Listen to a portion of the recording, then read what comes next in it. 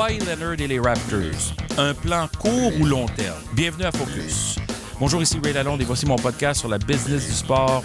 De retour après 2 semaines fort chargées, Focus vous offre un sujet chaud aujourd'hui avec un peu de contexte, ma perspective sur le choix des Raptors avec Kawhi Leonard. Et c'est parti.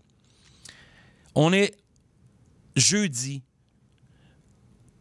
le jour du 6e match entre les Raptors et les Sixers. Il y a quelques jours seulement, les Raptors tiraient de l'arrière 2-1 dans la série et on avait droit à se demander s'ils étaient capables de survivre parce que le match qu'ils ont gagné à Philadelphie pour égaliser la série 2-2 dimanche a été le point tournant. Ce soir, les Raptors tentent d'éliminer les Sixers et d'atteindre la finale de l'Est dans la NBA.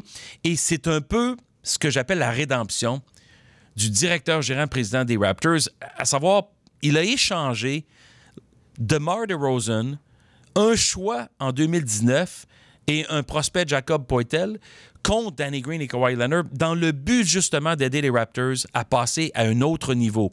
Et ce qui se dresse sur la route des Raptors actuellement, ce sont les Bucks de Milwaukee en finale de l'Est si les Raptors parviennent à y accéder. Et les Bucks de Milwaukee sont sortis de nulle part depuis 2 ans, devenus très compétitifs à cause de la présence de Giannis et une fiche de 60 victoires, 22 défaites cette année. Ils ont l'avantage du terrain. Les Raptors vont devoir se mesurer aux Bucks dans l'espoir d'atteindre la finale de la NBA pour la première fois de leur histoire. Alors, c'est ça un peu la mesure du succès du pari des Raptors avec Kawhi Leonard. Parce qu'ils ont donné gros. D'abord, DeRozan a signé un contrat à long terme avec les Spurs et Kawhi Leonard est agent libre à la conclusion de cette saison. Ils ont tout fait pour le courtiser au cours de la saison. Ils ont tenté de le reposer. Il n'a participé qu'à 60 matchs. Chacune des occasions de 2 matchs en 2 soirs, Leonard était au repos pour au moins un des 2 matchs. Alors, 60 matchs en saison régulière, mais une moyenne de points marqués par match de 26,6 et un pourcentage d'efficacité de 85,4 de la ligne de tir franc et de 37,1 du tir de 3 points. Leonard a connu une saison exceptionnelle. C'est quand même un champion de la NBA en 2014 avec les Spurs. Il avait atteint la finale en 2013. Il est 2 fois joueur défensif de l'année de la NBA en 2015 et 2016. Honnêtement, à mon avis, et je le répète, depuis plusieurs années déjà, Kawhi Leonard, à mon avis, fait partie des 3 meilleurs joueurs de la NBA. Et les 3 ou 2 ou 4 autour de lui, dans ce giron-là, LeBron James, moins cette année, Steph Curry, Kevin Durant, James Harden, mais Leonard, constamment, fait surface en haut de liste parce qu'il est vraiment un joueur dominant. Il a eu une blessure sérieuse la saison dernière avec les Spurs. Il a décidé de quitter. Les Raptors ont fait le pari qu'il en valait la peine, qu'ils avaient une chance de le re-signer à long terme. Parlons un peu de ça. Parce que si Leonard décide d'être séduit par la ville de Toronto et les Raptors, et l'avenir qui est prometteur pour cette équipe-là, il pourrait signer un contrat de 5 ans et 190 millions de dollars, c'est-à-dire un contrat maximum.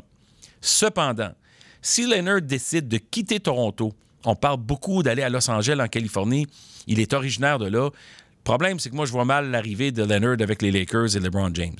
Je pense pas que ce soit une complicité facile. Les personnalités sont très différentes. LeBron James, c'est quasiment l'entraîneur des Lakers. On en a eu la preuve encore récemment avec le départ de Luke Walton.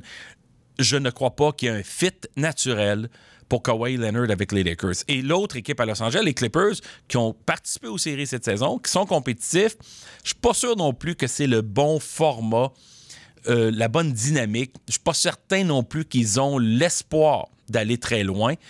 Tandis que les Raptors, avec la présence de Leonard, avec des gars comme Marc Gasol, de Kyle Lowry, ils ont une équipe relativement âgée, mais ils ont un jeune comme Pascal Siakam qui va devenir une star de la NBA.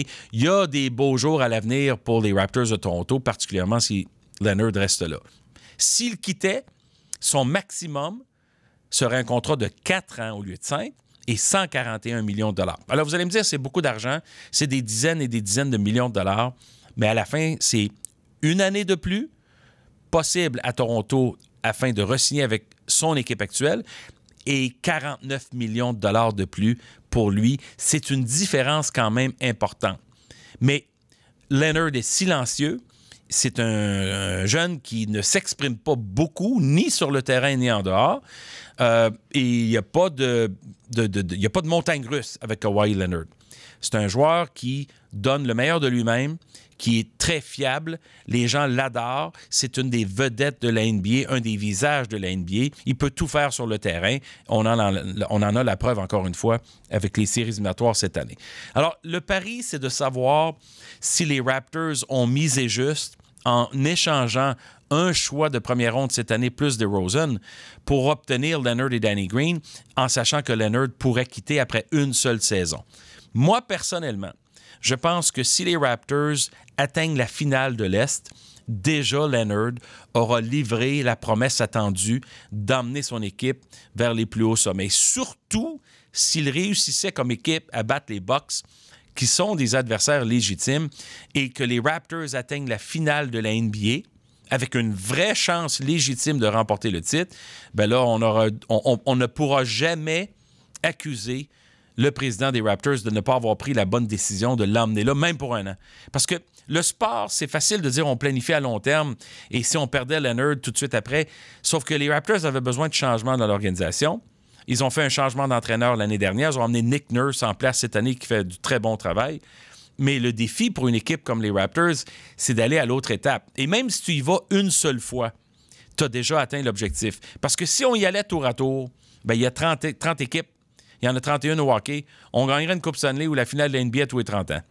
Alors, les Raptors font le maximum pour gagner maintenant. Moi, j'approuve et je soutiens les efforts du maintenant plutôt que l'avenir. Ça ne veut pas dire qu'on laisse aller tous nos prospects.